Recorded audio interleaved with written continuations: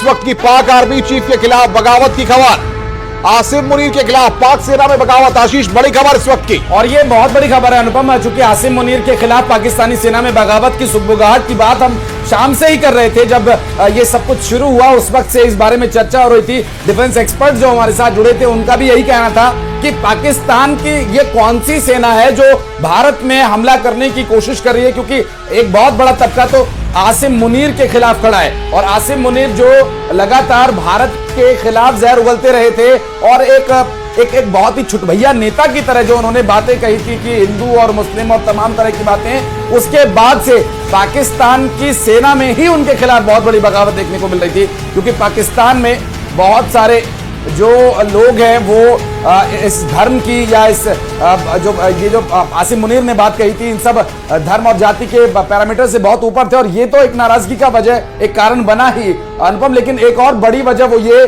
कि वहां के जो हुक्मरान है, वहां की जो पुलिस है, वहां की जो पुलिसिंग वहां के हुक्मरानों के अंडर में, उनकी भी एक नाराजगी पाकिस्तान के आर्मी के लोगों और खास करके आसिम मुनीर के साथी, क्योंकि उन्होंने कई जगह पर ऐसे हालात पैदा कर दिए थे जहां पर पुलिसिंग को आर्मी के द्वारा डिस्टर्ब किया जा रहा था।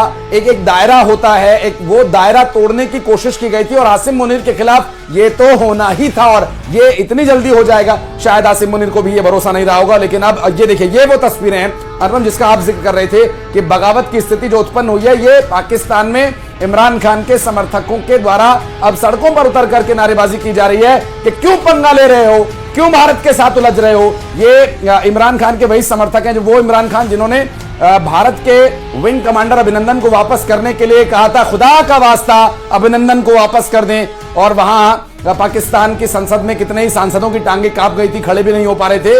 और ऐसे पाकिस्तान के अंदर ये हिम्मत भला कैसे आई, ये थोड़ा समझने का विषय मुझे लगता है होना चाहिए अनुपम, की कैसे इतनी हिमाकत हो गई कि उन्होंने एक वॉर ऑन कर दिया, वो भी भारत जैसे देश के खिलाफ।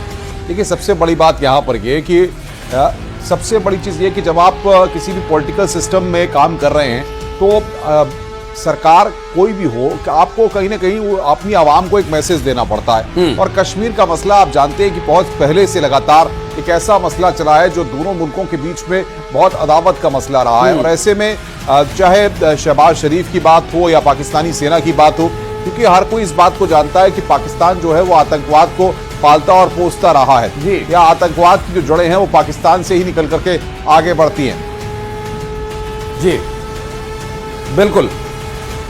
तो बिल्कुल हमारे साथ खास मेहमान विनीत हमारे संवाददाता बने हुए हैं, राखी जी हमारे साथ लगातार बनी हुई हैं और साथ ही साथ अजमेर बहादुर जी भी हमारे साथ बने हुए हैं। राखी जी, लगातार बातचीत का सिलसिला जारी है, लेकिन सबसे बड़ी बात यह है कि इतना सब कुछ पाकिस्तान देख लिया, कराची में किस तरीके से तबाही मची हुई है, बाकी और जो तमाम एयरबेस है वहां पर किस तरीके से तबाही मची हुई है, उसके बाद भी अभी गोलीबारी जारी है, उसके बाद भी फायरिंग हो रही है।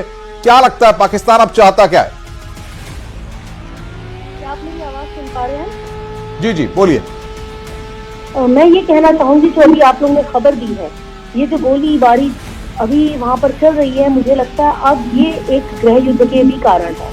हम लोग अभी बात ही कर रहे थे कि वहाँ पर जो बलूचिस्तान की पूरी जो बलोच कम्युनिटी है, जो बलोच समुदाय है, और वहाँ पर जो खैबर पख्तूनख्वा का जो पूरा एक पश्तून समुदाय है, ये दोनों बहुत समय से वहाँ पर अनरेस्ट की कंडीशन है। वो लोग बहुत ज्यादा समय से कुछ डिमांड्स रख रहे हैं जो कि पाकिस्तान नहीं उनको समझ रहा है, कुछ ऐसे उनके ऊपर निर्णय थोप रहा है, कुछ ऐसी चीजें कर रहा है कि वो एक ऐसी कंडीशन में पहुंच चुके हैं कि उनसे ये हड्डी निकली नहीं जा रही है।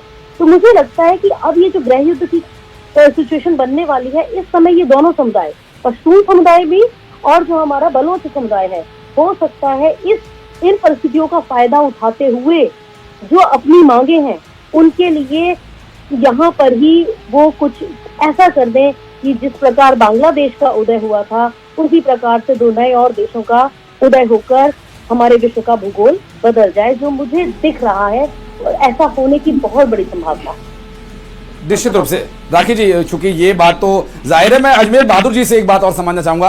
अजमेर जी, अगर आवाज आपको मिल पा रही है तो एक सवाल ये रहेगा कि पाकिस्तान में इमरान खान के समर्थक शहबाज शरीफ के खिलाफ हैं, आसिम मुनीर के खिलाफ हैं, उन्हीं की सेना के कुछ लोग, वहां की पुलिस उनके खिलाफ है।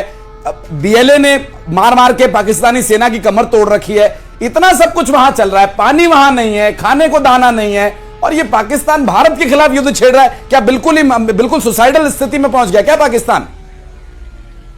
बिल्कुल यही समझ में आ रहा है कि बिल्कुल सोसाइटल स्थिति में ही पहुंच चुका है, क्योंकि देखिए ये जो बीएलए है वो बहुत दिनों से संघर्षरत है। उसको पाकिस्तान को ये पता होना चाहिए कि हमारे यहाँ जो बलूच लिबरेशन आर्मी है वो पूरी तरह से इस बात के लिए संघर्षरत है कि हम अपने बलूचिस्तान को अलग करना चाहते हैं। अब ऐसी स्थिति में जब तुम भारत जैसे देश पर आक्रमण करने का प्रयास करोगे तो भारत की तरफ तो वो हमेशा ये देखते रहे हैं कि जैसे ही कोई ऐसी स्थिति बने तो हम ऐसा अटैक करेंगे पाकिस्तानी आर्मी पर कि जिससे कि हम अपने बलूचिस्तान को लिबरेट करा सकें। तो ऐसी स्थिति में इस तरह की हिमाकत करना वो ये पाकिस्तान के लिए बिल्कुल सोसाइटल ही है, और इसका नतीजा बिल्कुल उसी तरह आने वाला है। ये हम लोग बहुत पहले कल दिन में ही बात कर रहे थे आफ्टरनून में कि देखिए अब वो वक्त आ चुका है कि अगर पाकिस्तान अपनी हरकतों से बाज नहीं आता और यहां से कोई भी इस तरह का कदम उठाता है जो भारत के खिलाफ है, तो ऐसी स्थिति में उसके टुकड़े होना तय है। और मुझे ऐसा लगता है कि वो समय आ चुका है और अब बहुत जल्दी ही वो टुकड़ों में विभक्त होने वाला है। उसको 1971 भूल गया है, इस वजह से उसको 2025 फिर से अगले 50 साल के लिए याद रखना पड़ेगा। बिल्कुल रुकूंगा आपको एक बार। विनीत हमारे साथ हैं। विनीत, सवाल यहां पर यह है कि आज जिस तरीके से हम तस्वीरें देख रहे हैं अलग अलग जगहों पे, कराची की तस्वीरें या फिर बाकी जगहों की जहां पर भारत ने पाकिस्तान को नुकसान पहुंचाया और उसके बाद भी पाकिस्तान एलओसी पर फिर फायरिंग कर रहा है, कुपवाड़ा में बमबारी हो रही है, क्या चाहता है पाकिस्तान? जी अनुपम, निश्चित तौर पर अगर पाकिस्तान की इस कार्रवाई को देखें तो निश्चित तौर पर इन कार्रवाई को हम हताशा भरी कार्रवाई कर सकते हैं, क्योंकि जिस तरह से अगर हम बात करें एक मोरल में भी अगर हम बात करें तो भारत ने जो कार्रवाई की है वो किसी देश के खिलाफ कार्रवाई नहीं की है बल्कि आतंकवाद के खिलाफ कार्रवाई की है। मैं विनीत लौटूंगा आपके पास। इस बीच एक बहुत बड़ी खबर आ गई है, बीएसएफ ने यहां एक घुसपैठ की कोशिश को नाकाम किया। सांबा से हम बात कर रहे हैं, यहां खबर आई है सांबा में घुसपैठ की कोशिश की है और लगातार सांबा में घुसपैठ की कोशिश है। और इसी बड़ी खबर में अनुपम के उस सवाल का जवाब छिपा हुआ है जो अभी विनीत से वो कर रहे थे।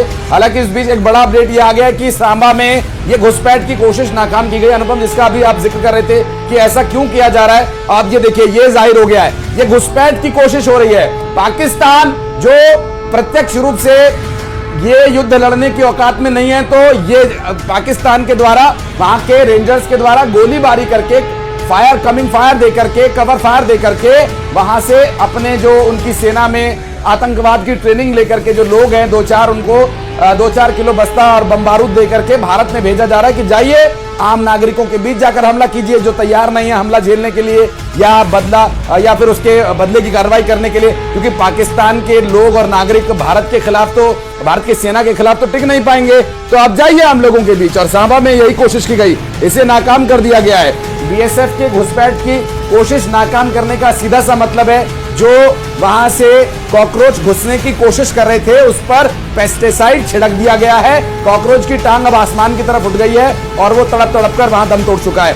ये बीएसएफ के द्वारा लगातार काम किया जाता रहा है। और इन हालातों में जैसा कि अभी अनुपम जिक्र कर रहे थे कि ये फायरिंग क्यों हो रही है, आर्टिलरीज फायर क्यों की जा रही हैं और शॉट गन से फायर क्यों हो रहे हैं, वो इसी वजह से हो रहे थे कि इन्हें अपने कॉकरोच भारत में गंदगी फैलाने के लिए भेजने थे। लेकिन भारत है सफाई पसंद देश, तो भारत ने पूरी तरह से पेस्टिसाइड कर दिया इस पूरे बॉर्डर इलाके को। सांबा में घुसपैठ की कोशिश को नाकाम कर दिया। राखी जी हमारे साथ जुड़ी हुई है। राखी जी, बिल्कुल सीधा सा सवाल यही जो अनुपम जी अभी पूछ भी रहे थे, इस परिस्थिति में वो फायर क्यों हो रहा है? वो फायर इसीलिए हो रहा था कि वो अपने कॉकरोच भेजने की कोशिश कर रहे थे।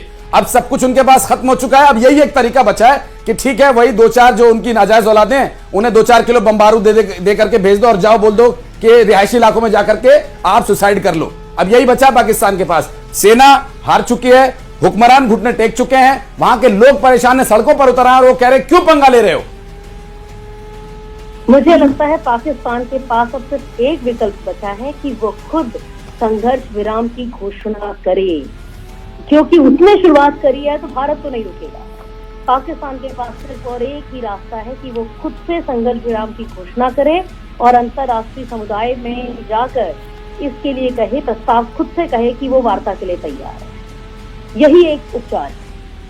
निश्चित रूप से, लेकिन राकेश जी, ये वहां की जनता के लिए देखिए, भारत अभी भी अब तक भारत ने जो भी कार्रवाई की है वो एक रिटेलिएशन है, एक जवाबी कार्रवाई है। भारत ने अभी तक सिर्फ नॉक किया है, सिर्फ आतंकवादी ठिकानों पर। अभी भी भारत ने ना तो पाकिस्तान के किसी सैन्य ठिकाने पर हमला किया और ना ही किसी रिहायशी इलाके में हमला किया, सिर्फ अपना बचाव किया। S-400 से अवाक्स जैसा सिस्टम जो उन्होंने शायद उनके जो हुक्मरानों की तथाकथित बातों के हिसाब से अगर अंदाजा लगाया जाए तो शायद वर्ल्ड वॉर के लिए उन्होंने बचा कर रखा था, वो भारत को डराने के लिए उन्होंने वेस्ट कर दिया। अब ये क्या करेंगे, झुंझुना बजाएंगे अब ये बच्ची पूरी रात में, या फिर भारत के आगे हाथ जोड़ करके माफी मांगना ही बाकी रह गया है? लेकिन जो आपने बात की कि ये क्या इस सिचुएशन में राखी जी है वाकई कि अब ये कह सके, इनके मुंह पर उतना उजाला बचा है कि ये कह सके कि नहीं अब हम हथियार रखते हैं या अब हम सीज फायर की घोषणा करते हैं? इन्हें करना ही पड़ेगा, इनके पास बचा क्या है? इनके पास तो कुछ ही नहीं बचा है। इनके पास शायद कुछ एक जो ऑप्शन, जो विकल्प है, उसमें सबसे श्रेष्ठ विकल्प यही है। लेकिन सवाल यहाँ पर राखी जी ये खड़ा होता है